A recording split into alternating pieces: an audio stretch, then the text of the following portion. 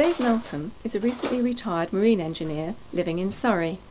No stranger to rebuilding cars, he has previously completely restored a TVR sports car in his purpose-built workshop attached to his garage. He's now rebuilt a 1960 Daimler Dart, a sports car originally launched at the New York Motor Show in 1959. Bill Kennedy caught up with Dave to ask him all about this new project. He started by asking him why he chose a Daimler Dart rather than a more well-known classic sports car. Well, I wanted to start restoring classic cars as a living, so I wanted to work on a car that would give me some amount of return for the effort I put in. An example, if you were to do a Ford Escort, you would spend an awful amount of time restoring it, but its monetary value at the end of the process wouldn't be very much. So looking at what cars were available, the Daimler Dart actually appealed to me,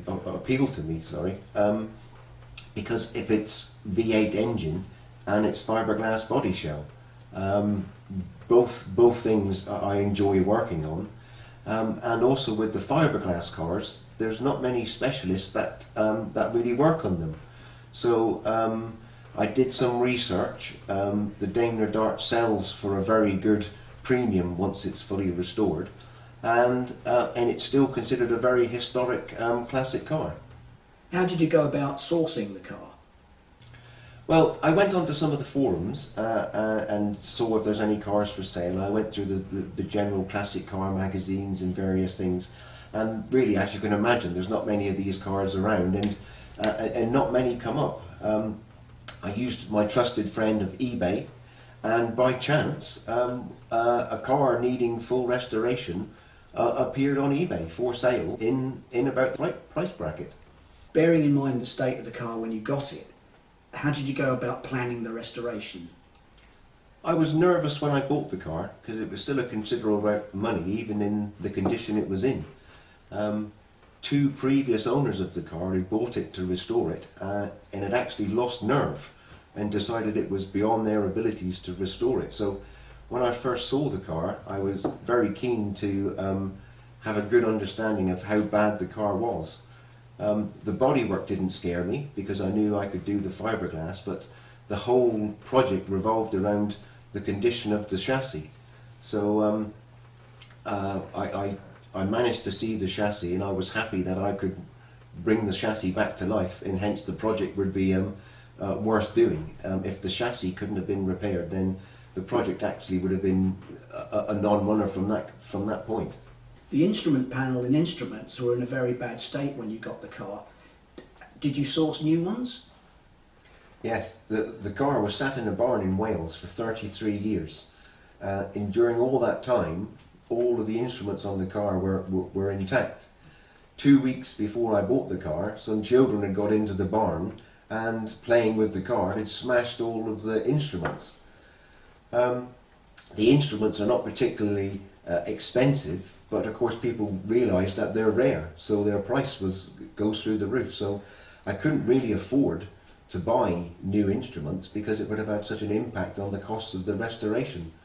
So I set about restoring the instruments that I've had. So I've had to hand paint some of the instrument faces, replace the glasses, take the instruments completely apart and rebuild from square one. So what I've got now is a completely restored, rebuilt set of instruments that would have cost me too much to buy elsewhere if I could have found them.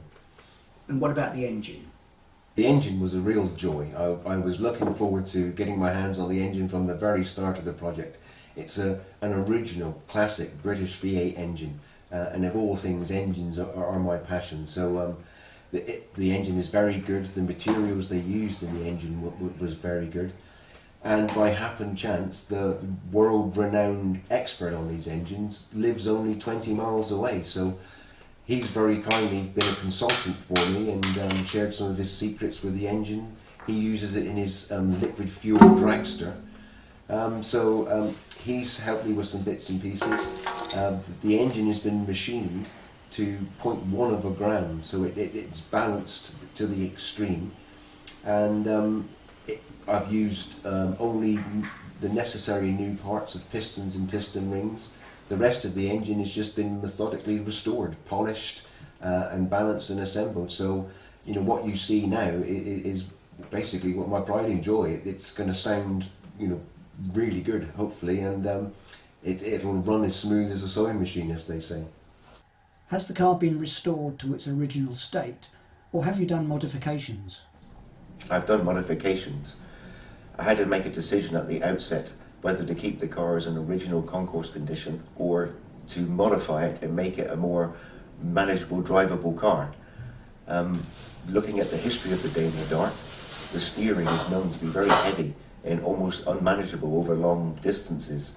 So what I've done is I've fitted a modern rack and pinion steering system, which makes the steering much more lighter and easier to control the car, and hopefully easier for my wife to drive.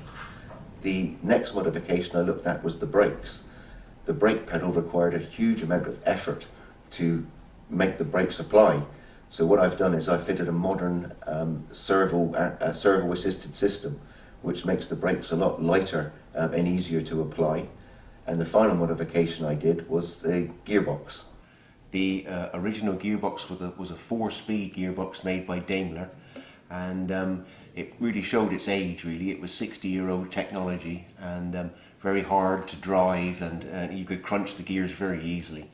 So what I'm going to fit on this car is a modern 6-speed gearbox, which will help with fuel efficiency and also make it a nicer car to drive as a day-to-day car. So what I've got to try and do here, what you see in front of me, is I've got to marry the two gearboxes together. So on this side of the diagram you can see a purple line which indicates the outside of the 6-speed gearbox, and then you can see this line around here which is the outside of the old Daimler gearbox. So I have to put these two together and then make an adapter plate that allows the 6-speed gearbox to bolt onto the back of the engine, but the hole pattern for the bolts is different, and the adapter plate will allow me will change between the two. What about the chassis and bodywork? I mean, those must have been major jobs. It was. Seeing the chassis stripped of all its components, it was a major job. In fact, there was even mice and rats living inside the chassis. It was corroded in all areas. There was parts you couldn't buy to replace the damaged panel, so it had to be made from scratch.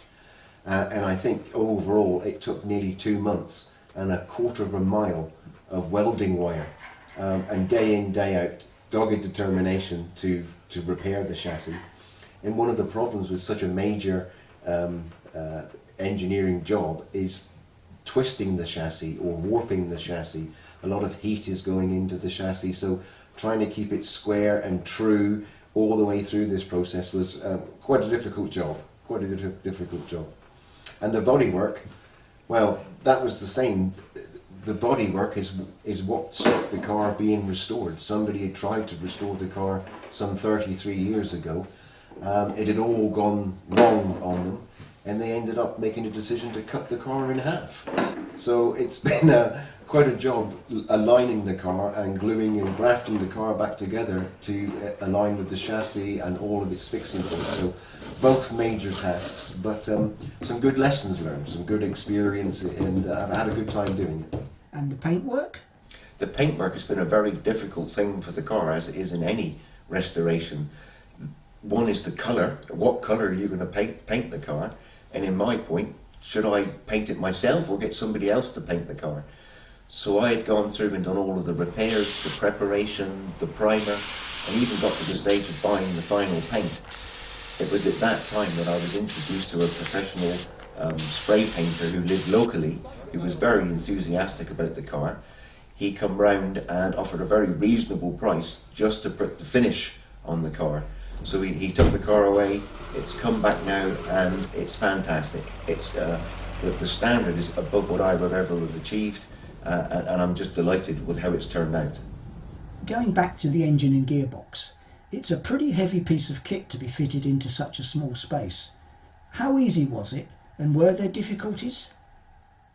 No, absolutely. This is the first time that this engine and gearbox has been fitted into the car. And one of my primary concerns was lifting that mass over the finished paintwork in bodywork. If it touched it just slightly, it would have damaged the whole car, and it would have needed a complete respray in that area. So to make sure that that didn't happen and we didn't damage the bodywork, I managed to get some of my neighbours to come round and give me an extra set of eyes and hands to make sure the engine didn't touch anything that it shouldn't. I bought an engine crane, which made things much easier to control the engine and the speed that it moved at. And we took a lot of time, but gradually the engine slipped into place, and much to the relief of everybody, it fitted. Having done all this, did you do the upholstery? In some respects, Bill, the decision was forced upon me.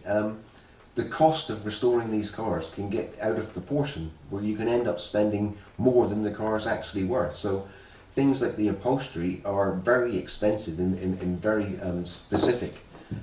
So I did it myself. I got somebody who is an upholsterer to supply the leather and the carpets, and although they're made to a template, they have to be manually fitted into the car. So the back seats and the driver's seats and all the leather around the sides and the door cards, I had to shape and fit myself. So I learned quite a lot through the process, and hopefully what you see now, it looks professional. It seems to me to have been a mammoth task. But how long has it taken you, and how did you keep focused throughout the project? Well, when I first saw the car, I estimated the best case would be 5 months and a worst case of 8 months. And actually I think it's turned out to be about 9 or 10 months. It's been a real task, a real chore. I was hoping that some things were going to be fairly easy, that I could just take them off and paint them. But actually every single component on the car is kicked and fought all the way through the process, and there's been a lot of work I hadn't foreseen doing. But it comes a time during the restoration that it's either going to be turned around in a quick buck, it has to be made, or you have to commit and really go for the best finish that you can possibly get. And that's what I've done with the car. You can see as you look around, everything has been done to the best of my ability, and it's taken that long. But what I have now is a car that'll last for another 40, 50 years, and everything that I could do has been done and replaced with better and more modern materials. So what I've got now is a car that's worth as much as it can possibly be worth. So that's all very well, but what did your wife think about all this? Is she an enthusiast as well? Very much so. She's looking forward to the car. The car has been made with her in mind, hence the steering and the brake modifications. We're looking forward to many journeys now. We're going to do some European tours in the Swiss Alps and various trips in the car. And the car really is going to be her car, so she just needs to be careful that she doesn't scratch it. And I think our more concern now is, now the car is finished, is what am I going to do next?